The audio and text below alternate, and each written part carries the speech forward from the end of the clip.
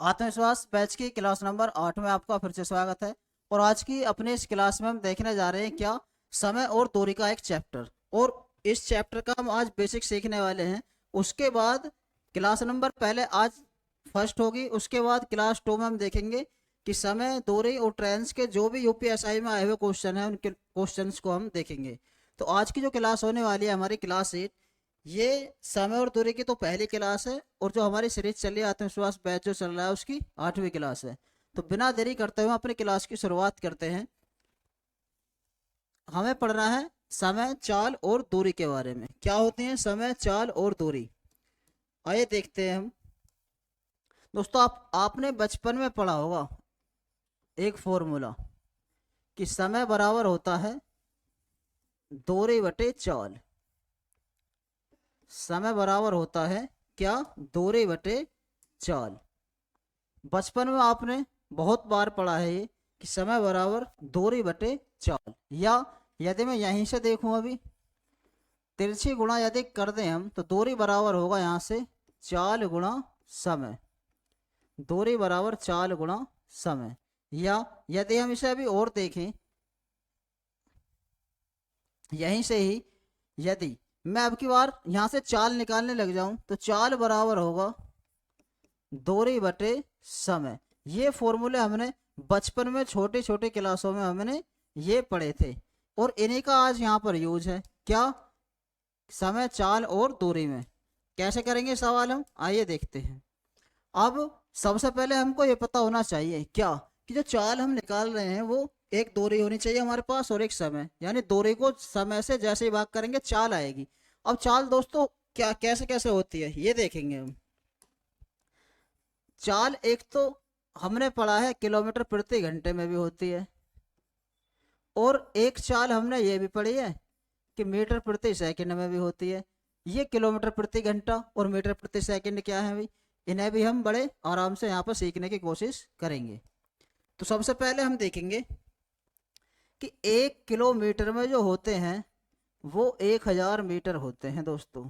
1 kilometre बराबर कितने होते हैं? 1000 मीटर। और ये भी पता होना चाहिए हमें कि 1 घंटे में हमारी 60 मिनट होती हैं।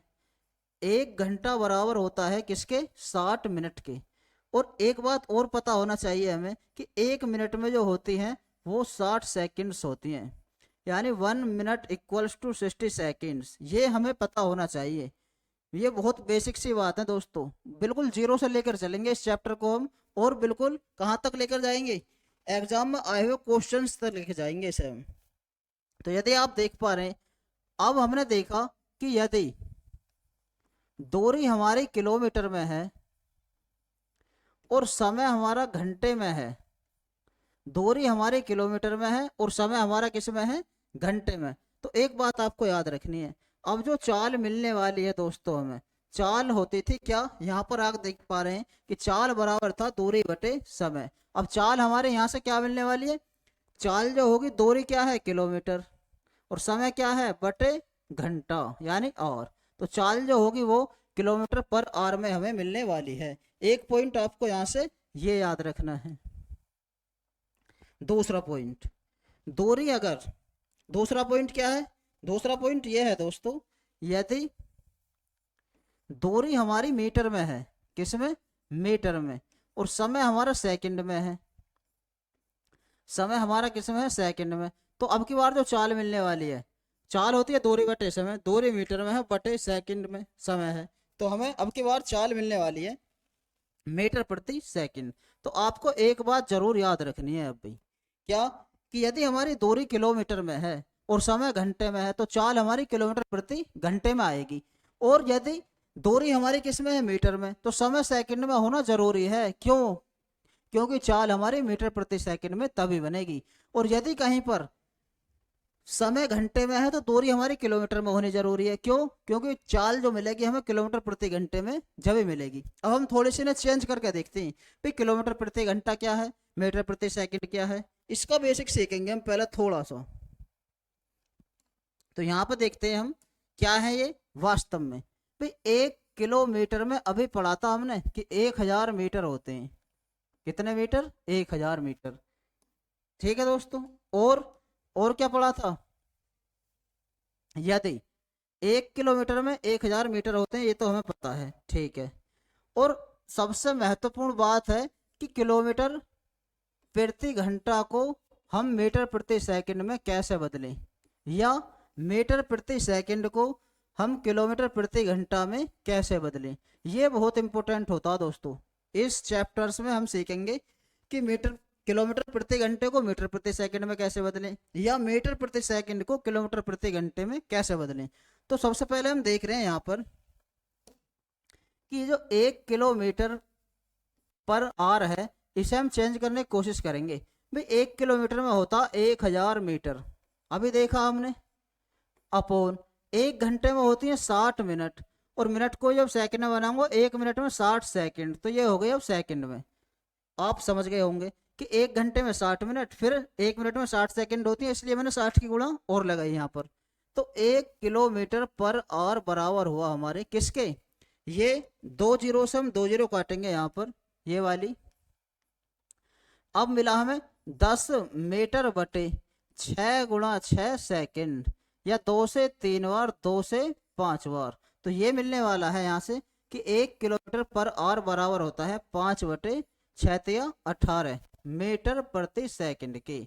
एक तो ये बात आपको जरूर याद रखनी है दोस्तों, ये बहुत खास इंपॉर्टेंट डिजिट हैं जो हमें याद रखनी है, और एग्जाम में इनकी सहायता से हम बड़े बड़े क्वेश्चंस को सोल्व करेंगे। तो बड़े आराम से इन्हें याद रखना है दोस्तों। यदि मैं यहाँ से तिरछी गुणा लगा दूं, क्या कर दूं, तिरछी गुणा लगा दूं यदि यहाँ से, तो 18 यहाँ मिलने वाला है, यानी 18 एकम 18 किलोमीटर प्रति घंटा बराबर है किसके, 5 मीटर प्रति सेकंड के। तो ये आ गया यहाँ पर 18 किलोमीटर पर आवर बराबर 5 मीटर पर सेकंड के, यही हमने लिखा है।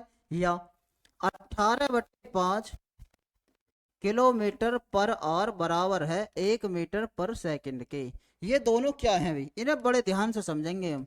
ये दोनों हैं क्या, इन्हें बड़े इत्मीनान से ध्यान से सीखेंगे हम। ये हैं क्या, ये वही हैं दोस्तों जो हमने यहाँ पे लिखा था शुरुआत में कि किलोमीटर प्रति घंटे से मीटर प्रति सेकंड में कैसे बदलें, मीटर प्रति सेकंड से किलोमीटर प्रति घंटे में कैसे बदलें। आइए अब देखते हैं, बड़े आराम से याद रखना दोस्तों। ये क्या है, यदि आप देख पा रहे हैं, ये है किलोमीटर प्रति घंटा और ये है मीटर प्रति सेकंड। तो ऐसे ही देखेंगे हम, किलोमीटर प्रति घंटे से मीटर प्रति सेकंड पे जाना है हमें। अब एग्जाम में बैठने के बाद ये याद नहीं रहती हमारे कि 5/18 से गुणा करनी थी या 18/5 से गुणा करनी थी। तो इन्हें याद करने के लिए हमने बहुत ही सिंपल तरीके से इन्हें याद करने की एक ट्रिक हमारे पास है। क्या, हम देखेंगे, एक बात तो हमें पता है कि किलोमीटर और मीटर में कौन सा बड़ा है। हम कहेंगे कि भैया मीटर छोटा है और किलोमीटर बड़ा है। तो आप देखेंगे यदि किलोमीटर से यदि हमें मीटर पर जाना हो, यानी बड़े से छोटे की तरफ जाना हो, तो ऊपर जो संख्या है वो छोटी वाली है। ऐसे भी याद रख सकते हैं कि 5/18 की गुणा लगानी है भैया, मीटर प्रति सेकंड में चेंज हो जाएगा। और यदि मीटर प्रति सेकंड से किलोमीटर प्रति घंटे पर जाना हमें, किससे, छोटे से बड़े की तरफ, तो ऊपर अब की बार बड़ी संख्या आ जाएगी यानी 18। तो एक बात आपकी समझ में यहाँ से आई होगी कि किलोमीटर प्रति घंटे को मीटर प्रति सेकंड में बनाने के लिए 5/18 गुणा करते हैं, और मीटर प्रति सेकंड से किलोमीटर प्रति घंटे में जाने के लिए 18/5 के गुणा करते हैं। उम्मीद करता हूँ आपकी समझ में यहाँ से ये चीजें जरूर आई होंगी। तो दोनों बातें ये आपको याद रखनी है। यदि अब देखेंगे हम कुछ डिजिट्स, अभी हमने देखा था भाई, क्या क्या देखा था दोस्तों, यहाँ पर देखा था हमने कि 1 किलोमीटर पर आवर बराबर था 5/18 मीटर पर सेकंड के। क्या था कि 1 किलोमीटर पर आवर बराबर था 5/18 मीटर पर सेकंड के। ठीक है, यदि मैं तिरछे गुणा कर दूं यहाँ से, तो 18 किलोमीटर पर आवर बराबर है 5 मीटर पर सेकंड के। एक ये बात याद रखनी है आपको, पर सेकंड की, यानी 18 किलोमीटर प्रति घंटा 5 मीटर प्रति सेकंड के बराबर होता है। अब जब 18 किलोमीटर प्रति घंटा बराबर है 5 मीटर प्रति सेकंड के, तो एक बात और आपकी समझ में आई होगी भी, यहाँ से क्या आई होगी, 18 का आधा कर दूं यदि मैं तो 9 होता है, तो 9 किलोमीटर प्रति घंटा भी तो बराबर हो सकता है 5 का आधा कितना, 2.5 के। हो सकता है बिल्कुल, आप कहेंगे भी बिल्कुल हो सकता है। यदि मैं यहाँ से 9 का 3 गुना कर दूं, यानी 9 तिया 27 किलोमीटर प्रति घंटा, तो ढाई का भी 3 गुना करना पड़ेगा मुझे, यानी ढाई तिया 7.5, तो ये 7.5 मीटर प्रति सेकंड के होगा। तो ये होते भी हैं या नहीं, अभी चेक करके देखेंगे हम इन्हें, ये होते भी हैं या नहीं होते। अब यदि मैं 9 का 4 गुना कर दूं, 9 चौक 36 किलोमीटर प्रति घंटा बराबर, तो ढाई का भी 4 गुना करना होगा मुझे, यानी 2.5 चौक 10 मीटर प्रति सेकंड। यानी जो ऑपरेशन इधर हो रहा है वही ऑपरेशन हमें इधर करना है। जैसे 9 का 4 गुना था ये, तो इधर भी 9 के सामने जो लिखा हुआ है उसका 4 गुना ही करेंगे। उम्मीद करता हूँ समझ में आपके यहाँ से ये चीजें आ रही होंगी। जैसे 18 के सामने 5 है भाई, तो यदि मैं कह दूं आपसे कि 18 तिया 54 किलोमीटर प्रति घंटा किसके बराबर, तो 18 का 3 गुना हुआ है ये, तो 18 के सामने 5 था, तो 5 का भी 3 गुना करूंगा मैं, तो 18 बराबर है भैया 15 मीटर प्रति सेकंड के। आपको यहाँ से ये चीजें जरूर याद रखनी है।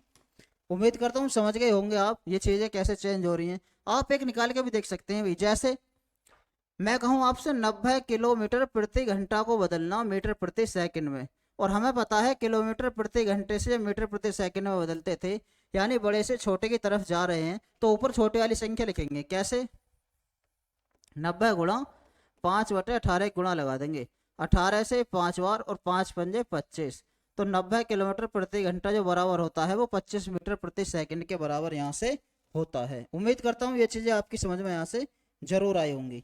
तो आप ऐसे भी कर सकते थे कि 90 पूछा हमसे, लेकिन हमें एक रिजल्ट पता है 18 बराबर है 5 के, तो 18 का 5 गुना, तो इधर भी 5 गुना कर देंगे, तो 90 किलोमीटर/आवर जो बराबर होता है वो 25 मीटर/सेकंड के बराबर होता है। उम्मीद करता हूँ ये चीजें आपकी समझ में यहाँ से जरूर आई होंगी कि कैसे किस प्रकार हमें यहाँ से चेंज करके ले जाने हैं। तो चलते हैं आगे अपने। अब यदि मैं कहूँ भी आपसे 60 किलोमीटर प्रति घंटा को चेंज करके दिखाओ मुझे, 60 किलोमीटर प्रति घंटा को चेंज करना है मीटर प्रति सेकंड में, तो कैसे करेंगे भाई, अभी सीखा था हमने कि बड़े से छोटे की तरफ जा रहे हैं, तो ऊपर छोटे वाली संख्या आनी चाहिए, यानी 5/18 गुणा करूंगा मैं, और मीटर प्रति सेकंड में बदल जाएगी। ये कैसे बदलेगी, थोड़ा सा सोल्व करेंगे इसे, 6 से 3 बार, 6 से 10 बार, तो 10×5 = 50/3 मीटर प्रति सेकंड, 50/3 मीटर प्रति सेकंड। तो आपको एक बात यहाँ से ये भी याद करके रखनी है, क्या कि 60 किलोमीटर प्रति घंटा जो बराबर होता है वो किसके होता है, 50/3 मीटर प्रति सेकंड के। ये जरूर याद रखनी है भाई आपको, ये इंपॉर्टेंट है। एग्जाम में आपको डिजिट जो मिलेगी, लगभग यहाँ से कई बार डिजिट ये मिली हुई है कि 60 किलोमीटर प्रति घंटा, तो डायरेक्ट याद रखना 50/3 मीटर प्रति सेकंड के बराबर होता है भाई। यदि यहाँ से हम कहें भी 30 किलोमीटर प्रति घंटा, और बता दो किसके बराबर।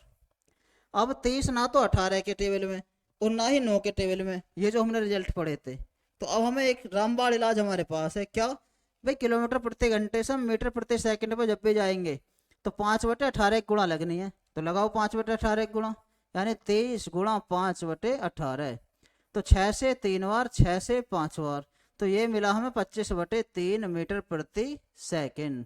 यानी क्या क्या सीखा हमने यहाँ से कि 30 किलोमीटर/आवर जो बराबर है हमारा, वो है 25/3 मीटर प्रति सेकंड के।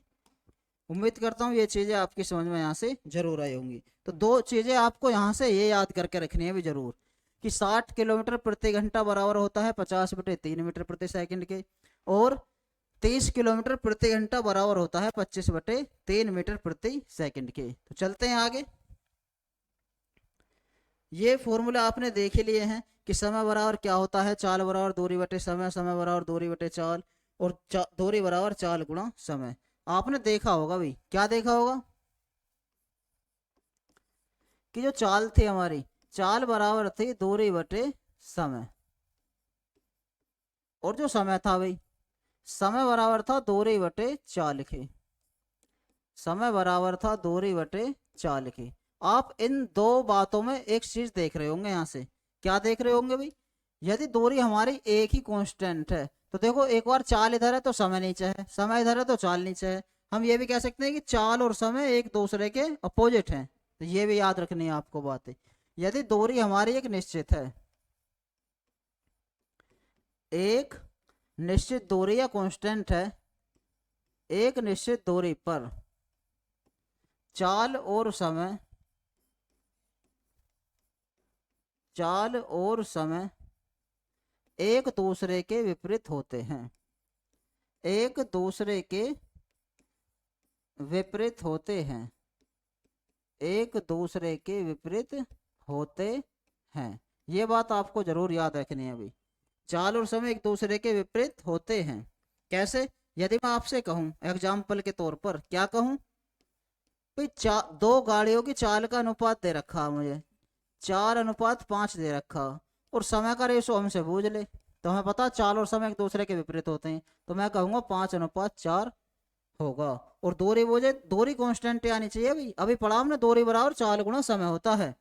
तो चाल गुणा समय यानी 4×5 या 5×4 हमें पता चला दूरी हमारी एक जो थी वो कांस्टेंट वो 20 थी। तो उम्मीद करता हूँ यहाँ तक आपके समझ में जरूर आया होगा जो हमने अभी अपनी इस क्लास में सीखा है। तो अब क्वेश्चंस के माध्यम से हम सीखेंगे क्या क्या हमने अभी पढ़ा था। एक क्वेश्चन आपके सामने है, समान दूरी के लिए यात्रा पर जाते समय गति 50 किलोमीटर प्रति घंटा और वापसी में गति 60 किलोमीटर प्रति घंटा है। अब हमसे समय का अनुपात पूछा, भाई गति दे रखी है हमें, गति का मतलब चाल और चाल का मतलब स्पीड, तो स्पीड का रेशो हम यहां से निकाल सकते हैं। भाई जाते समय 50 थी उसकी स्पीड और आते समय 60 थी, यानी दो स्पीड है, एक जाने की और एक आने की। यदि हम यहां से रेशो बना लें स्पीड का ही,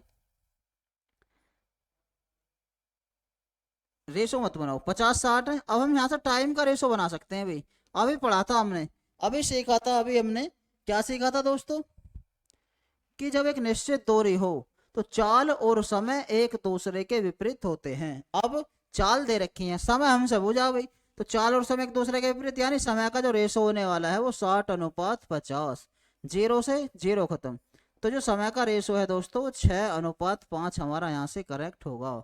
उम्मीद करता हूँ ये आपकी समझ में यहाँ से जरूर आया होगा। तो आपको भी याद रखना है कि जब दूरी हमारी एक कांस्टेंट हो, निश्चित हो, तो चाल और समय एक दूसरे के विपरीत होते हैं। ये बात आपको याद रखनी है। चलते हैं आगे। आगे क्या, औसत गति यानी एवरेज स्पीड। क्या होता है अभी एवरेज स्पीड? यदि हमारी एक दूरी भैया कांस्टेंट है, क्या है कांस्टेंट, कि यहां से लेकर यहां तक गए, एक दूरी हमारी ये डी है, मान लिया हमने थोड़ी देर के लिए क्या है डी है, यहां से लेकर यहां तक एक दूरी हमारी डी है, ये पॉइंट हमारा ए है और ये पॉइंट भैया बी है। अब हमें औसत चाल बतानी है। औसत चाल का मतलब क्या है? Average speed. औसत चाल का मतलब ये है, यदि तुम किसी भी चाल से यहाँ पे गए हो और वापस किसी भी चाल से यहाँ आ गए हो, तो हमें केवल एक चाल बतानी है भैया कि एवरेज स्पीड क्या है। यानी यदि मैं दो चाल ना लूँ, एक ही लूँ, तो वो क्या होगी। तो आइए हम देखते हैं इसे। सबसे पहले तो आपको एक बात याद रखनी है भाई, जो एवरेज स्पीड है यानी औसत चाल जो है, औसत चाल ये होता है कुल दूरी बटे कुल समय। क्या होता? कुल दूरी बटे कुल समय। ये बात आपको जरूर याद रखनी है दोस्तों। ये रामबाण है औसत चाल निकालने का, कि भाई कुल दूरी हो हमारे पास और कुल समय हो, तो हम एवरेज स्पीड निकाल सकते हैं। क्या निकाल सकते हैं? यहाँ से एवरेज स्पीड निकाल सकते हैं यदि कुल दूरी है और कुल समय है। कैसे निकाल सकते हैं वो अभी देखेंगे हम यहाँ पर। आइए देखते हैं। ऐसे देखेंगे भाई, जब यहाँ से ए से बी की तरफ को गया वो, तो हमने माना एक्स की चाल से गया, एक्स किलोमीटर पर आवर, और जब बी से ए की तरफ आया तो हमने माना वाई की स्पीड से आया वापस। तो अब देखेंगे एवरेज स्पीड, यानी यदि एक बिंदु से दूसरे पे जाने में एक चाल से गया और वापस आने में दूसरी चाल से आया, यानी यदि हमारी दूरी एक कांस्टेंट है और दो चाल दे रखी हो, तो हम एवरेज स्पीड कैसे निकाल सकते हैं अभी सीखेंगे इसे। भाई कैसे निकाल सकते हैं? हमें पता है औसत चाल जो होता है वो होता है कुल दूरी बटे कुल समय। देखो भाई, देखो यहां से लेकर यहां तक गया डी दूरी और फिर वापस आ गया डी दूरी, तो कुल दूरी तो भैया हुई D plus D. Average speed निकालने भैया हम औसत चाल, औसत चाल। अब चाहिए मुझे कुल समय, कोई समय मेरे पास नहीं है। लेकिन अभी हमने एक चीज पढ़ी थी यहाँ पर, फॉर्मूले जो पढ़े थे, क्या पढ़ा था दोस्तों? हमने पढ़ा था यहाँ पर कि यदि दूरी और चाल मेरे पास है तो मैं समय आसानी से निकाल सकता हूँ, समय बराबर दूरी बटे चाल से। और ये हमारे पास है, दूरी भी है और क्या है, चाल भी है। तो हम समय बराबर दूरी बटे चाल, यानी डी दूरी जो गया एक्स की चाल से गया, तो समय बराबर होता दूरी बटे चाल। तो पहला समय तो भैया यहाँ लगा डी अपॉन एक्स। समझ में आया होगा आपके कि समय बराबर दूरी बटे चाल। और एक बार जब बी से यहाँ तक ए तक जा रहा है तो वाई की चाल से वापस आया, और डी दूरी है तो हम लिखेंगे दूरी बटे चाल। चाल कितनी, वाई। अब मेरे पास दोनों समय भी आ गए, इसे थोड़ा सोल्व करेंगे हम। कैसे सोल्व करेंगे आइए देखते हैं। डी और डी 2D, तो एवरेज स्पीड जो होगी डी और डी हुई भैया 2D अपॉन ये, यदि मैं D upon X plus D upon Y लिखा हुआ है, यदि इसे सोल्व करेंगे थोड़ा सा तो 2D तो है ही, अपॉन एक्स वाई एलसीएम ले लेंगे तो ये y इसके पास चला जाएगा, यानी D Y plus D X. और जब बटे का बटे है तो कहाँ चला जाएगा, ऊपर ले जाएंगे इसे, एक्स वाई कहाँ पर, ऊपर। तो ये मिलेगा यहाँ से 2D गुणा एक्स वाई बटे डी दोनों जगह है तो बाहर लिख लेंगे हम, ये बचा एक्स प्लस वाई, और डी से डी खत्म हो जाएगा ये वाला। तो क्या मिलने वाला हमें, एवरेज स्पीड जो मिलेगी हमें वो मिलने वाली है दोस्तों, क्या अभी देखते हैं। ऊपर मिला 2xy बटे एक्स प्लस वाई, तो ये हमारी एवरेज स्पीड है दोस्तों। आपको जो एग्जाम में सीधे ये दिमाग में सेट करके जाना है कि यदि दो चाल हैं और दूरी हमारी कांस्टेंट है तो औसत चाल भैया ये होती है 2xy बटे एक्स प्लस वाई। दो के लिए है दोस्तों। उम्मीद करता हूँ ये आपके समझ में यहाँ से रिजल्ट जरूर आया होगा। औसत गति का ये रामबाण है, औसत चाल बराबर कुल दूरी बटे कुल समय। आपको ये भी याद रखना है और वो भी याद रखना, दोनों बातें आपको एग्जाम में लेके जानी है। और हम क्वेश्चन देखते हैं भी औसत चाल का किस तरीके से हमसे एग्जाम में क्वेश्चन पूछे जा सकते हैं। ये है क्वेश्चन आपके सामने, क्या है, एक व्यक्ति बिंदु ए से बी तक 30 की चाल से गया। मान लो कोई दूरी है हमारे पास, एक यहाँ से लेके यहाँ तक ये दूरी है, ठीक है, ये बिंदु ए है और ये बिंदु बी है। तो ए से बी तक गया, इधर की साइड को गया 30 की स्पीड से, ठीक है। और जब वापस आया वो, तो वापस आया दोस्तों 20 की स्पीड से, और दूरी तो कांस्टेंट है। और अभी पढ़ा था हमने कि जब दो दूरी दे रखी हो और ये दो चाल दे रखी हो और दूरी हमारी कांस्टेंट हो तो औसत चाल कैसे निकालते हैं भैया। औसत चाल ऐसे निकालते हैं कि कैसे, 2xy बटे एक्स प्लस वाई। तो रखेंगे यहाँ पर 2, एक्स का मान कितना 30, वाई का मान कितना 20, और 23 और 20 50, यानी 23 और 20 क्या है भाई, एक्स मान लिया हमने पहली चाल, वाई मान ली दूसरी चाल। तो अब इसे थोड़ा सोल्व करेंगे हम यहाँ से, कैसे, 23 और 20 50 हुए दोस्तों, 50 इसे ये हुआ 2 गुणा 23 गुणा 20 बटे 50। तो इस जीरो से ये वाले जीरो खत्म, 5 से कट जाएगा 6 और 6 दूनी 12 दूनी 24। तो जो एवरेज स्पीड होगी वो 24 किलोमीटर पर आवर होगी।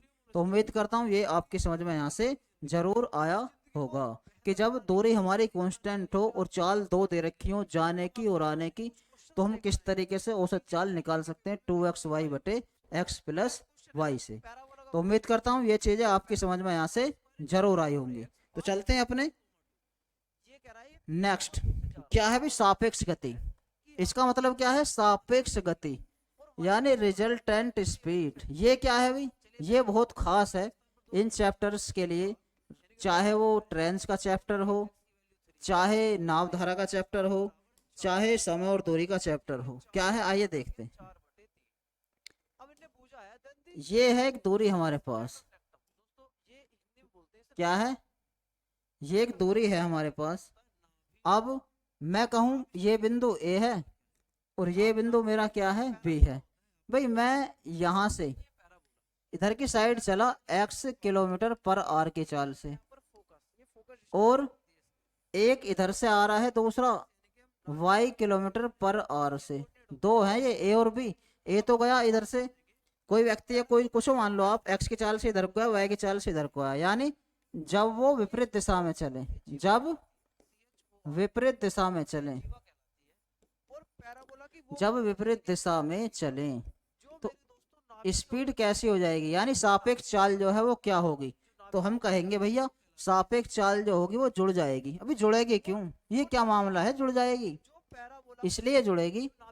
आप एग्जाम्पल के तौर से समझे भाई, एक गाड़ी इधर से आ रही है, एक गाड़ी कुछ स्पीड से इधर से आ रही है, और दोनों की टक्कर हो जाए बहुत तकड़ी, तो क्या होगा, टक्कर तेज होगी।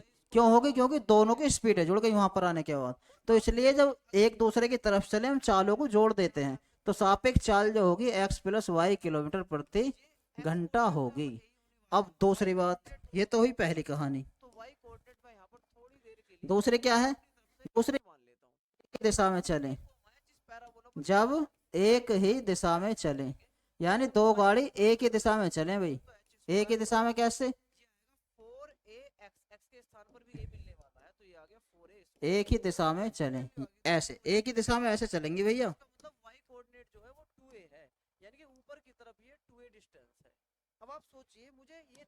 एक यहाँ से बिंदु ए से बिंदु बी तक के लिए रवाना हुई एक्स की चाल से, दूसरे भी इधर कोई चली इसके पीछे वाई की चाल से, और हमने ये मान लिया थोड़ी देर को कि एक्स वाली स्पीड जो है वो ज्यादा है, तो सापेक्ष चाल क्या होगी भैया, सापेक्ष चाल क्या होगी, सापेक्ष चाल तो हम ज्यादा वाली में से कम वाली माइनस कर देंगे, यानी x माइनस वाई किलोमीटर प्रति घंटा। ध्यान रहे x की जो चाल है वो ज्यादा होनी चाहिए y से, जब भी x में से घटाएंगे हम। ठीक है दोस्तों, कैसे भाई, सपोज करो एग्जांपल के तौर पर समझेंगे हम, एक गाड़ी जा रही है और उसके पीछे हमारी टक्कर हो जाए, तो टक्कर आराम से लगेगी तेज लगेगी, आराम से लगेगी। और सोचो अगर दोनों की आमने सामने टक्कर हो जाए तो बहुत भयंकर टक्कर होने वाली है, इसलिए हम यहाँ पर चालों को जोड़ देते हैं और यहाँ पर क्या कर देते हैं, घटा देते हैं। तो यही सापेक्ष गति का सिद्धांत था दोस्तों, ये आपको याद रखना है कि एग्जाम में बैठने के बाद हम सवालों को किस प्रकार से करेंगे। सवाल के माध्यम से देखते हैं अब सापेक्ष गति होती क्या है। एक सवाल आपके सामने है, ये वही है दोस्तों जो अभी हमने समझा दिया आपको, क्या कि समान दिशा, यानी एक गाड़ी इधर को गई एक्स की चाल से और दूसरे भी इधर ही चल रही है वाई की चाल से, तो जो सापेक्ष गति होने वाली है वो x माइनस वाई होने वाली है, बशर्ते x वाली स्पीड ज्यादा रहे। कैसी रहे, ज्यादा। तो ये होगी x माइनस वाई किलोमीटर प्रति घंटा सापेक्ष चाल। उम्मीद करता हूँ ये अब आपके यहाँ से समझ में जरूर आया होगा। ये हुई सापेक्ष चाल हमारी। ठीक है दोस्तों, कब, जब समान दिशा में चलें, ये लिखा हुआ भी है, जब दो वस्तु एक ही दिशा में चलती हैं तो उनके सापेक्ष गति एक दूसरे की गति के अंतर से ज्ञात किया जाता है। ये जो अंतर है x minus Y kilometre per hour. उम्मीद करता हूँ ये भी आपकी समझ में यहाँ से जरूर आया होगा। एग्जाम्पल के तौर पर देखते हैं हम, ए और बी एक ही बिंदु जेड पर क्रम से 80 और 60 की गति से जा रहे हैं। कैसे जा रहे हैं भी, ये है ए और बी, इस बिंदु पर जा रहे हैं, ये बिंदु है जेड, इस पर जा रहे हैं। ए तो जा रहा भैया 80 की रफ्तार से, 80 किलोमीटर पर आवर की स्पीड से, और बी जा रहा भैया कितनी स्पीड से, 60 की रफ्तार से। भाई हमें सापेक्ष स्पीड निकालनी है इनकी, जब एक ही दिशा में जा रहे हैं। तो अभी देखा था हमने चालों को घटा देते हैं, क्या कर देते हैं, चाल घटा देते हैं। तो सापेक्ष चाल जो हमारी आने वाली है दोस्तों, यहाँ से सापेक्ष चाल क्या आने वाली है, ज्यादा में से कम वाली घटा देंगे, यानी 80 माइनस 60 किलोमीटर पर आवर। तो 80 में से 60 गई, दुनिया जानती है इस बात को कि 20 किलोमीटर पर आवर बचा। तो इनकी सापेक्ष गति जो है दोस्तों, बी के सापेक्ष एक ही गति। ये क्या मामला हुई, बी के सापेक्ष एक ही गति। बी के सापेक्ष ये कहना चाह रहा है कि बी की स्पीड कम है, ए की स्पीड ज्यादा है, तो इसलिए ज्यादा वाली में से कम वाली हमने माइनस करा है, और बी के सापेक्ष एक ही गति हमारी यहाँ से निकल कर आई है। तो उम्मीद करता हूँ ये आपकी समझ में यहाँ से जरूर आया होगा। अब ये क्या है, ये है विपरीत दिशा। विपरीत दिशा कैसे, जब दो वस्तुएं विपरीत दिशा में गति करती हैं। इससे समझेंगे दोस्तों क्या है ये विपरीत दिशा, अभी देखते हैं। यानी एक बिंदु मैंने ए मान लिया यहाँ पर, यहाँ मान लिया बी। फिर दो वस्तु थी, एक चली इधर को x की स्पीड से, x किलोमीटर पर आवर, और एक चले इधर को y की स्पीड से, y किलोमीटर पर आवर। अब उसके सापेक्ष गति एक दूसरे की गति से योग से दिया जाता है, वही है, एक इधर को चली एक इधर को, तो हम सापेक्ष गति जो हमारी होगी वो जुड़ जाएगी। और जुड़ेगी क्यों, आपको पता चल गया होगा कि दोनों की टक्कर जब लगेगी आमने सामने से बहुत भयंकर होने वाली है, यानी स्पीड इनकी जुड़ जाती है। तो हम कहेंगे x plus Y kilometre per hour. तो दोस्तों समझ में आपके आया होगा, उम्मीद करता हूँ मैं यहाँ से आपके। क्या उम्मीद करते हैं भाई कि ये चीजें आपकी समझ में यहाँ से जरूर आई होंगी। दोस्तों इनका हम जब क्वेश्चन करेंगे वहां पर बहुत बड़ा योगदान है, तो आप बड़े आराम से इन्हें सीखते चलें। यहाँ पर इनकी जरूरत पड़ेगी दोस्तों जो हम अपने क्लास में क्वेश्चंस को करेंगे। तो क्वेश्चंस के माध्यम से हम देखते हैं क्या है ये। भाई ए बिंदु जेड की ओर, ए बिंदु जेड की ओर, ऐसा मान लिया हमने कि यहाँ पे है जेड, क्या है यहाँ पे कोई बिंदु है जेड, तो ए चला जेड की ओर इधर, कितनी स्पीड से 60 किलोमीटर पर आवर की स्पीड से, ठीक है। और बिंदु बी जेड से 80 की गति से, एक बिंदु बी है हमारा, एक बिंदु क्या है बी है, वो जेड से चला भैया, किस गति से 80 की गति से, जेड से बिंदु ए की तरफ ही चलेगा, सीधी सिंपल बात है, जेड से चल रहा तो इधर कोई चलेगा, ठीक। हमसे बोला क्या होता ना, यही सापेक्ष गति बतानी है, एक दूसरे की तरफ जब जा रहे हैं तो सापेक्ष गति जो होगी या रिजल्टेंट स्पीड जो होगी वो होगी क्या भैया कि दोनों स्पीडों को जोड़ दो। बड़ा आसान टॉपिक है भैया। रिजल्टेंट स्पीड जो हमारी होने वाली है दोनों को यहाँ से प्लस कर देंगे, यानी 60 प्लस 80 का मतलब 140 किलोमीटर पर आवर। तो उम्मीद करता हूँ ये चीजें आपकी समझ में यहाँ से जरूर आई होंगी। जब एक ही दिशा में जा रही हूँ तो सापेक्ष स्पीड जब हम निकालेंगे घटा देंगे, जब एक दूसरे की तरफ जा रही हूँ जब सापेक्ष स्पीड हम निकालेंगे तो उन्हें क्या करेंगे वहां से जोड़ने वाले हैं। तो उम्मीद करता हूँ ये चीजें आपकी समझ में यहाँ से जरूर आई होंगी। तो चलते हैं आगे। नेक्स्ट क्या है भाई, नेक्स्ट है दोस्तों वृत्ताकार पथ। थोड़ा वृत्ताकार पथ के बारे में सीखते हैं भाई हम। आइए वृत्ताकार पथ के बारे में सीखते हैं थोड़ा, ये है क्या वृत्ताकार पथ। ये है हमारे सामने एक वृत्त, ये है एक वृत्त का केंद्र दोस्तों, क्या है केंद्र, ये केंद्र बिंदु है। और यदि केंद्र से जाती हुई एक लाइन में यहाँ पर ड्रॉ कर दूं जो वृत्त की परिधि को टच करती हो, ये जैसे मैं एक लाइन यहाँ से बना दूं भाई, एक लाइन हम यहाँ से ड्रॉ कर दें जो केंद्र से होकर जाती हो, ये क्या है हम कहेंगे भाई जो केंद्र से परिधि पर जो एक लाइन जा रही है यहाँ से लेकर यहाँ तक रेडियस है, रेडियस की वृत्त की त्रिज्या है भैया ये वाली। तो यहाँ से लेकर यहाँ तक भी रेडियस ही होने वाली है, या मैं ये भी कह सकता हूँ भाई ये जो यहाँ से लेकर यहाँ तक है ये व्यास है, क्या है व्यास, जिसे हम डायमीटर से डिनोट करते हैं डी से, ठीक है। हम ये कह सकते हैं जो त्रिज्या है, त्रिज्या आर बराबर वो व्यास की आधी है, यानी डायमीटर की क्या है आधी है। ऐसे भी लिख सकते हैं आर बराबर डी अपॉन 2, या मैं ये भी कह सकता हूँ भाई जो व्यास है वो दुगना है त्रिज्या का, यानी डी बराबर है 2r की। तो व्यास जो बराबर होता है वो 2r के बराबर होता है। और एक बात और, यदि मैं यहाँ से देखूं ये जो वृत्ताकार पथ है कि एक चक्कर में कितनी दूरी चली, ये बहुत इंपॉर्टेंट है दोस्तों।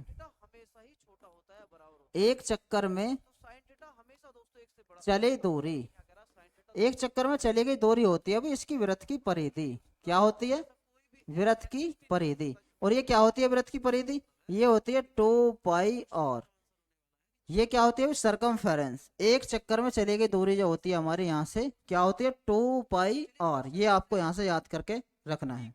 तो चलते हैं इससे रिलेटेड एक क्वेश्चन पर, ये है वृत्ताकार पथ। क्या होता है अभी वृत्ताकार पथ, अभी सीखा हमने, क्या दिया हुआ क्वेश्चंस में कि एक साइकिल का पहिया 5000 चक्कर, भाई 5000 चक्कर लगाए उसने। अब दुनिया जानती है साइकिल का पहिया होता गोल, जिसके बारे में अभी हमने थोड़ा सा सीखा है। ये है साइकिल का पहिया, इसने 5000 चक्कर ऐसे घुमाए और कितनी दूरी तय करी, 5000 चक्कर में दूरी करी इसने तय 11 किलोमीटर, या यदि मैं इसे मीटर में बदलूं तो 11,000 मीटर। हमें पता है 1 किलोमीटर में होते हैं 1000 मीटर। तो मैं जब भी इस तरह के क्वेश्चन हमारे सामने हो वृत्ताकार पथ के, तो सबसे पहले एक चक्कर में चली गई दूरी निकालेंगे भैया। क्या निकालेंगे, एक चक्कर में चली हुई दूरी निकालेंगे। एक चक्कर में चली दूरी ये हो जाएगी क्या कि 11,000 मीटर बटे 500 चक्कर में चल रही इतना, तो एक चक्कर में कितनी 5,000 से भाग हो जाएगा। ठीक है, 3 जीरो से वाले 3 जीरो खत्म, तो एक चक्कर में चली गई दूरी होगी 11/5 मीटर। और हमें पता है भैया, क्या पता है कि एक चक्कर में चली गई जो दूरी होती है वो होती है 2 पाई और ये दिया इसने 11/5 मीटर। ठीक है, हमसे पूछा व्यास, और व्यास क्या होता है भाई, अभी देखा था हमने, व्यास ये है 2r, तो 2r का मान निकालना है इसका। तो हम क्या करेंगे, 2r की जब वैल्यू निकालेंगे 11/5 तो है ही, इस पाई को बटे में ले जाएंगे तो पाई का मान रख देंगे 22/7, यानी 7 चला जाएगा यहाँ से ऊपर, तो 11 से 2r, तो ये आया 7/5 दूनी 10 मीटर। अब 10 तो ऑप्शन में है नहीं, इसका मतलब क्या है, ये सेंटीमीटर में होगा, हाँ सेंटीमीटर में। और हमें पता है कि 1 मीटर बराबर होता है 100 सेंटीमीटर के, तो इस मीटर को जब हम हटाएंगे तो हम 100 की गुणा कर देंगे, यानी 1 मीटर बराबर 100 सेंटीमीटर। 10 से कितनी बार, 10 बार, तो 10 सत्ते 70, यानी 70 सेंटीमीटर। इस क्वेश्चन का हमारा आंसर करेक्ट होगा, डी ऑप्शन। उम्मीद करता हूँ यहाँ से ये क्वेश्चन आपके समझ में जरूर आया होगा। तो दोस्तों, जब भी वृत्ताकार पथ से रिलेटेड आपके सामने क्वेश्चन हो, कोशिश करना है सबसे पहले हम एक चक्कर में चली गई दूरी वहां से निकालेंगे, क्योंकि हमें पता है एक चक्कर में चली गई दूरी होता क्या, उसकी वृत्त की परिधि।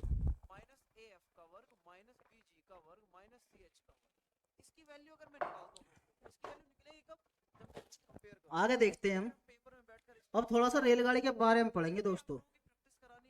क्या पढ़ेंगे, रेलगाड़ी के बारे में, क्या होती है अभी रेलगाड़ी, ट्रेन्स के बारे में पढ़ेंगे थोड़ा। पेपर में आपका पेपर अच्छा जाए उसको बनाने के लिए दोस्तों, हर चीज को बेहतर बनाने के लिए आपको प्रत्येक पॉइंट डिटेल में समझाना है। रेलगाड़ी में बस क्या होगा, प्लेटफॉर्म और जुड़ेंगे हमारे सामने, सब वही है। क्या है कि किलोमीटर प्रति घंटे से मीटर प्रति सेकंड में कैसे बदलेंगे, मीटर प्रति सेकंड से किलोमीटर प्रति घंटे में कैसे बदलेंगे, सब वही है। और अभी पढ़ा था हमने कि 18 किलोमीटर प्रति घंटा बराबर था 5 मीटर प्रति सेकंड के। एक बार दोबारा से आपको याद दिला देता हूँ, 9 किलोमीटर प्रति घंटा बराबर था 2.5 मीटर प्रति सेकंड के। 60 किलोमीटर प्रति घंटा बराबर था, किसके बराबर था दोस्तों, 60 किलोमीटर प्रति घंटा 50/3 मीटर प्रति सेकंड के। कैसे पता था भाई हमें, ये थे, हमें पता था कि किलोमीटर प्रति घंटे से जब मीटर प्रति सेकंड में जाएंगे तो डायरेक्ट याद रखना 5/18 की गुणा लगानी है। जैसे हमने यहाँ देख रहे हैं 60 को बदलना 5/18 की गुणा लगानी पड़ेगी, 6 से 3 बार, 6 से 10 बार, तो 10 पंजे 50/3 मीटर प्रति सेकंड ऐसे आया था दोस्तों। उम्मीद करता हूँ ये अभी आपने यहाँ से अभी देखी थी, ये आप भूले नहीं होंगे। तो हम चलते हैं आगे, ये क्या है अभी, ध्यान से पढ़ें। जब रेलगाड़ी किसी व्यक्ति या पुल को पार करती है तो इस स्थिति में व्यक्ति या खंभे की लंबाई को नगण्य मान लिया जाता है। व्यक्ति को पार करने के लिए रेल को अपनी लंबाई के बराबर दूरी तय करनी पड़ती है। कैसे पड़ती है अभी आइए देखते हैं। मतलब यहाँ पे एक ये पेड़ बना दिया हमने, इस पेड़ को पार करना एक ट्रेन को, किसे पार करना, एक ट्रेन है हमारे पास, क्या है दोस्तों, एक ट्रेन, ये है हमारे पास एक ट्रेन, ये किसका इंजन है और ये इसके डिब्बे हैं, 1 2 3 4 5, 5 डिब्बे की एक हमारे पास ट्रेन है। ये इसे पार कब करेगी पेड़ को, ये इसे पार जब करेगी भैया पेड़ को, जब इसका लास्ट वाला डिब्बा यहाँ पे आ जाएगा और जब पार करेगी इसे, कि इंजन तो इसका यहाँ पहुंच जाए और 1 2 3 4 5 ये डिब्बा लास्ट वाला यहाँ आ जाए। तो आपने देखा होगा भाई ट्रेन की लंबाई ये थी, यहाँ से यहाँ तक एल मान लिया हमने, तो देखो इसे पार करने में इतनी दूरी तो चली, तो इसने यही लिखा दोस्तों कि ट्रेन जब किसी पोल को पार करे, खंबे को पार करे, व्यक्ति को पार करे या किसी पेड़ को पार करे तो वो अपनी लंबाई के बराबर दूरी तय करती है। ये पॉइंट आपको यहाँ से याद करके चलना है। आगे क्या है भाई, जैसे एक सवाल के माध्यम से समझेंगे हम, कैसे कि एक रेलगाड़ी जिसकी लंबाई 100 मीटर है, यानी रेलगाड़ी की लंबाई दे रखी है दोस्तों कितनी, 100 मीटर, अब 90 किलोमीटर पर आवर की गति से चल रही है, चाल दे रखी है उसकी, चाल दे रखी है 90 किलोमीटर पर आवर। एक आदमी को पार करने में कितना समय लेगी। अब हमें पता भाई कि समय बराबर होता है दूरी बटे चाल। और दोस्तों एक बात आपको जरूर याद रखनी है। क्या याद रखनी है? ये क्या याद रखनी है भाई? यदि ये मीटर में है, किलोमीटर प्रति घंटे में, तो आपको मैंने अभी शुरुआत में बताया था यदि दूरी मीटर में है तो चाल मीटर प्रति सेकंड में जब होगी जब समय हमारा सेकंड में होगा। ये मैच आपको करने आने चाहिए भाई। कैसे? कि हमें समय निकालना, समय बराबर होता है दूरी बटे चाल। तो दूरी दे रखी है इसने कितनी, 100 मीटर। अब मैं कोशिश करूंगा भाई कि जो 90 किलोमीटर प्रति घंटा है इसे भी मीटर प्रति सेकंड में बदल दूं। हमें पता था 18 बराबर था 5 के, तो 18 पंजे होते हैं 90 और 5 पंजे 25। तो ये 90 जो है 25 मीटर प्रति सेकंड के होगा। कैसे, आइए देखते हैं।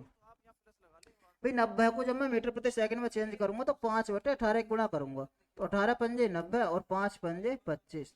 तो ये है 25 मीटर प्रति सेकंड के। यहाँ पर रख देंगे चाल 25 मीटर प्रति सेकंड है। अब ये मीटर में है, ये मीटर प्रति सेकंड में है, तो मीटर से मीटर खत्म, 25 से कट जाए कितनी बार 4। तो आंसर जो आएगा समय वो सेकंड में आएगा, यानी टाइम जो लगा वो 4 सेकंड का लगेगा इसे पार करने में। उम्मीद करता हूँ यहाँ से आपकी समझ में जरूर आया होगा। दोस्तों ये मैच करने आपको आने चाहिए कि यदि दूरी मीटर में दे रखी है तो समय सेकंड में होना चाहिए, चाल हमारी मीटर प्रति सेकंड में आएगी। और यदि दूरी हमारी किलोमीटर में है तो समय हमारा घंटे में होना चाहिए, उससे हमें पता चलेगा कि ये चाल जो है हमारी किलोमीटर प्रति घंटे में आएगी। तो चलते हैं आगे, अपने क्लास को बढ़ाते हैं। केस 2 क्या है भाई? केस 2, जब रेलगाड़ी किसी प्लेटफॉर्म को पार करती है। अब क्या है भाई, एक रेलगाड़ी है हमारे पास और एक हमारे पास क्या है, प्लेटफॉर्म। ये है एक हमारा प्लेटफॉर्म। भाई इसे पार कब करेगी ये?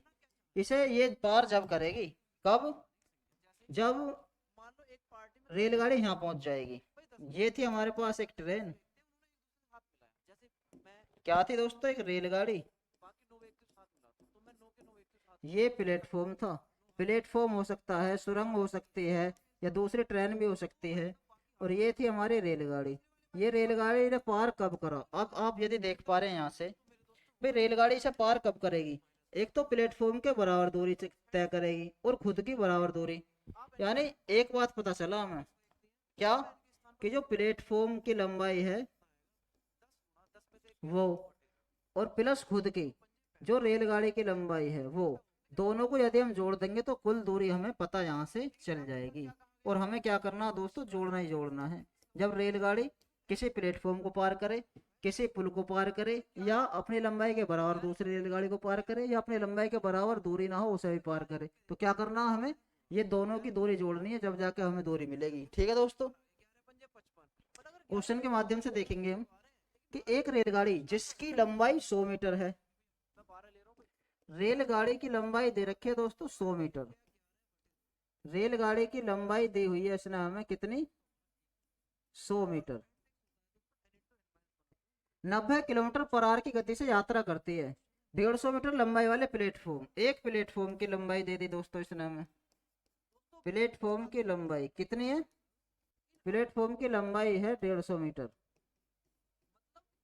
और 90 की चाल से गति करनी है, तो कितना समय लगेगा? समय बताना दोस्तों हमें। हमें पता भी समय बराबर होता दूरी बटे चाल।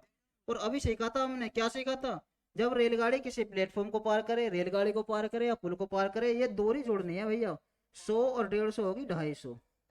तो 250 दूरी, समय बराबर दूरी बटे चाल। चाल कितनी है? 90। तो ये मीटर में है, ये 90 किलोमीटर प्रति घंटा में है। तो पहले मैं इसको ही चेंज करूंगा भाई, 90 किलोमीटर प्रति घंटा को 5 बटे 18 गुणा लगाकर। 18 से 5 बार, 5 पंजे 25, तो 25 मीटर प्रति सेकंड हुआ। तो 25 से भाग करेंगे अब, तो 25 से कटा कितनी बार? 10 बार। तो समय जो हुआ वो 10 सेकंड का आने वाला, यानी समय 10 सेकंड का लगेगा। तो ये टाइम जो है वो 10 सेकंड का लगेगा। तो उम्मीद करता हूँ यहाँ से आपकी समझ में ये भी जरूर आया होगा।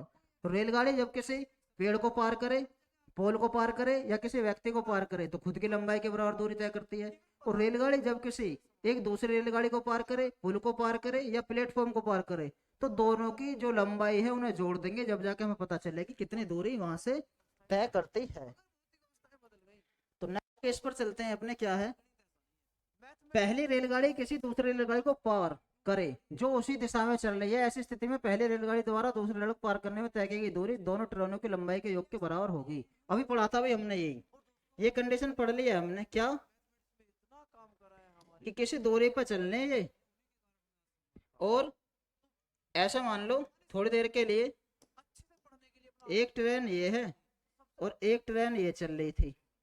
अगर ज्ञान हमारा अच्छा है तो हम इसको पढ़ेंगे अच्छे से। तो पहली वाली ट्रेन इसे जब पार करेगी दूसरी वाली ट्रेन को, तो जब भी हमें दोनों की लंबाई जोड़नी है दोस्तों, कैसे, जो कुल दूरी तय हो जाएगी वो हो जाएगी पहली ट्रेन की लंबाई प्लस दूसरी ट्रेन की लंबाई। ये भी आपको याद रखना, यानी ट्रेन किसी को भी पार करे दूरी हमेशा जुड़नी ही जुड़नी है। क्या होनी है, दूरी हमेशा जुड़नी ही जुड़नी है।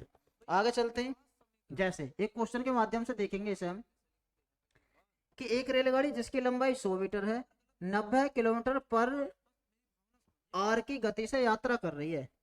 एक रेलगाड़ी भैया पहली वाली ट्रेन है कोई, ये 100 मीटर लंबी और स्पीड इसकी 90 किलोमीटर पर आवर है, ठीक है। एक दूसरी ट्रेन है समान दिशा में 36 की स्पीड से चल रही है, यानी दिशा सेम ही है भाई, जिधर को पहले जा रही है उधर कोई दूसरी जा रही है, और दूसरे वाले की लंबाई जो है वो 50 मीटर है, दूसरी जो ट्रेन है।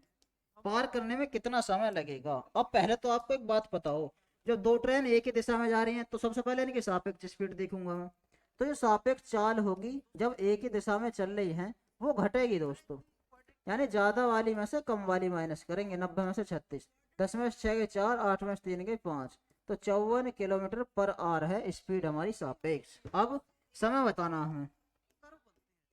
हमें पता भी समय बराबर होता दूरी बटे चाल, और दूरी हमेशा जोड़नी ही जोड़नी है। जब भी ट्रेन किसी ट्रेन को पार करे, पुल को पार करे, प्लेटफॉर्म को पार करे, दूरी क्या करनी है, जोड़नी है। तो दूरी कितनी है हमारे पास, 100 और कहाँ गई 50, 150 बटे चाल, चाल कितनी आई अभी 54। अब एक बात और पता हो आपको, ये दूरी हमारे मीटर में है, 54 किलोमीटर पर घंटे में है, तो हम पहले इसको चेंज करेंगे, किलोमीटर प्रति घंटे को मीटर प्रति सेकंड में बनाएंगे। भाई ऐसा क्यों कर रहे हैं हम, हमारा मन कर रहा है ये कर रहे हैं, या क्वेश्चन में कह रहा है इसलिए कर रहे हैं, इसलिए कर रहे हैं भैया कि दूरी हमारी जो थी मीटर में थी, तो समय भी मुझे सेकंड में ही चाहिए, और चाल हमारी किस में आ जाएगी, मीटर प्रति सेकंड में। तो 18 से 3 बार और 5 या 15, तो 15 मीटर प्रति सेकंड होगी स्पीड। यानी जब 15 की स्पीड से भाग करेंगे हम, तो समय मिलने वाला है यहाँ से कितना, 15 धाम 150, तो 10 सेकंड का समय लगेगा दोस्तों।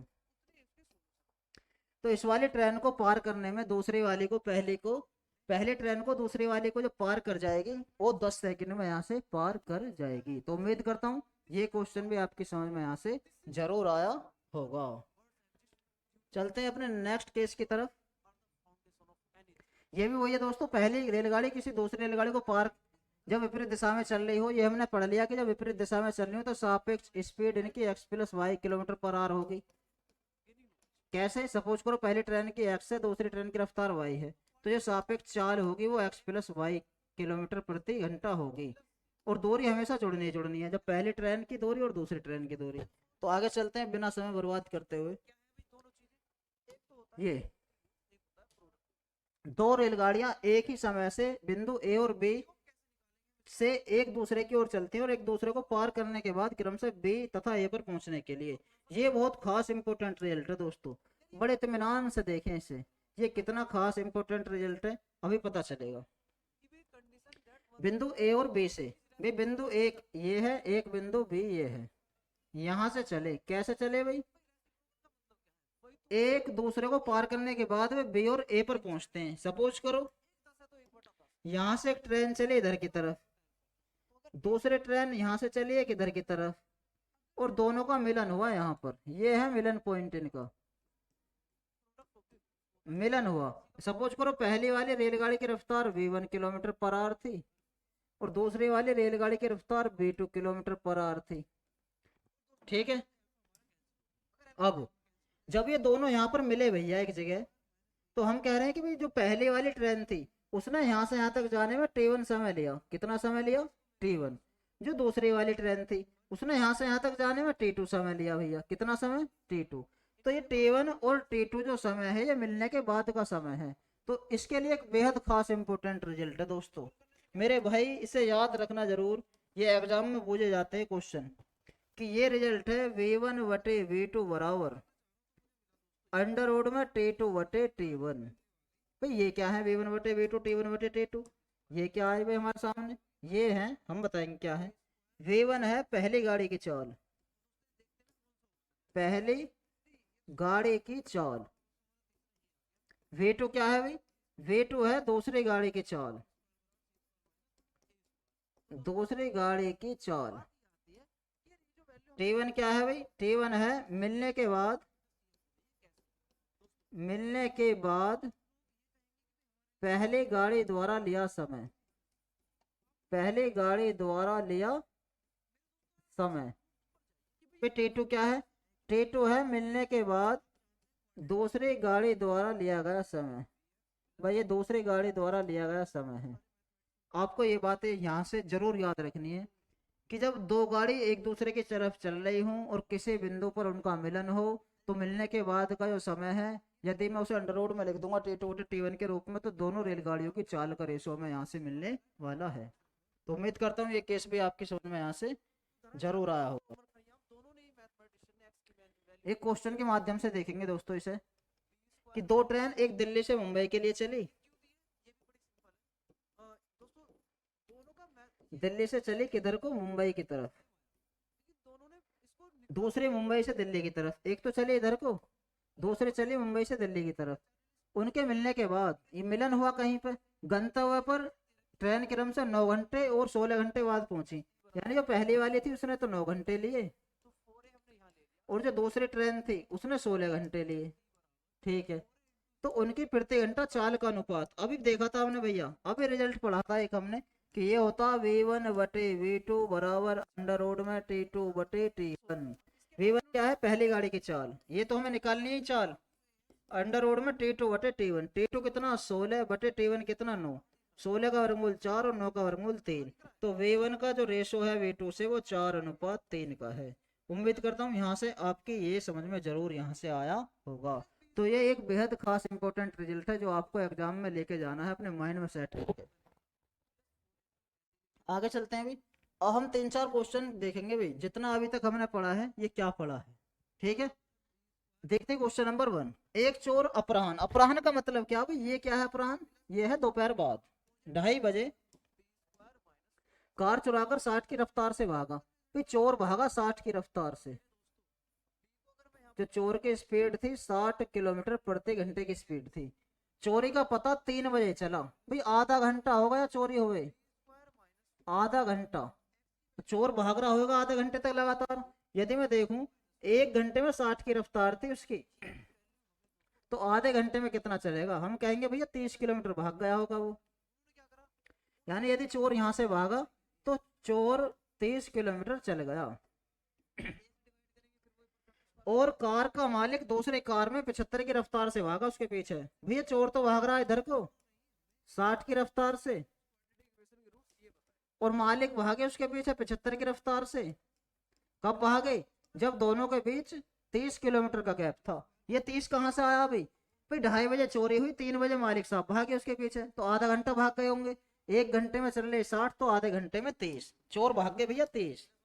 अब हमें पता, जब एक ही दिशा में चाल चल रही हूं तो सापेक्ष गति निकाली थी भैया अभी हमने। सापेक्ष गति क्या होती है, जब एक ही दिशा में जा रहे हो, ज्यादा में से कम वाला माइनस कर दो, 5 में 0 गए 5, 7 में 6 गया 1, यानी 15 किलोमीटर पर घंटा। सापेक्ष चाल जो है 15 किलोमीटर प्रति घंटा है। भाई मालिक चोर को कब पकड़ लेगा, एक बात बताओ तुम, भाई जब ये गैप खत्म हो जाएगा इन दोनों के बीच का, जब ही मालिक चोर को पकड़ लेगा, तुरंत दबोच लेगा उसे।